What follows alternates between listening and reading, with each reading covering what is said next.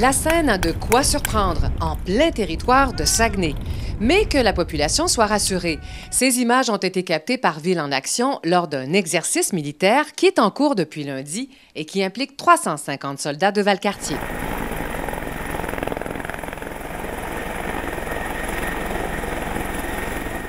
L'entraînement d'aujourd'hui nécessite un hélicoptère Griffon.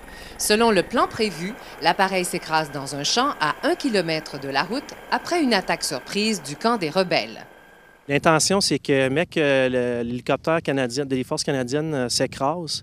On va attendre que les forces canadiennes arrivent pour supporter les pilotes de l'hélicoptère.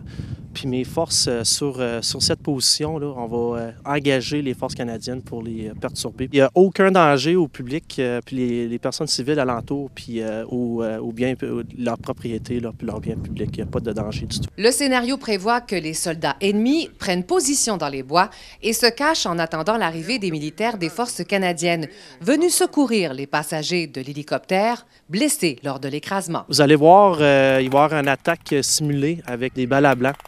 Fait que vous allez voir les sons, vous allez voir les tactiques qu'on utilise habituellement, là, même si c'est pas si c'est simulé l'attaque, puis les bruits, puis tout. Là. Notre travail ici, c'est de supporter l'entraînement des membres là, de la compagnie de soldats d'infanterie qui vont venir pour porter secours à l'hélicoptère, aux pilotes puis aux membres d'équipage qui sont tombés.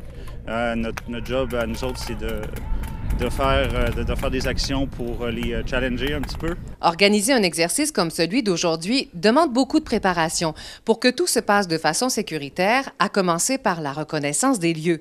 De l'avis de l'officier en chef, l'entraînement auquel nous avons assisté s'est très bien déroulé et les forces en place ont suivi les procédures. Première chose qu'il faut faire quand on arrive sur un site, c'est toujours d'assurer la sécurité locale pour qu'il n'y ait pas d'autres blessés pendant l'opération. Une fois que la sécurité locale est assurée, là, on peut poursuivre là, avec vraiment l'évacuation des blessés et les autres procédures qu'on doit faire là, pour sortir là, les individus ou les évacuer vers l'hôpital le plus proche. Une fois les troupes de retour à leur camp de base, il est temps de faire un post-mortem de l'exercice qu'ils viennent de compléter.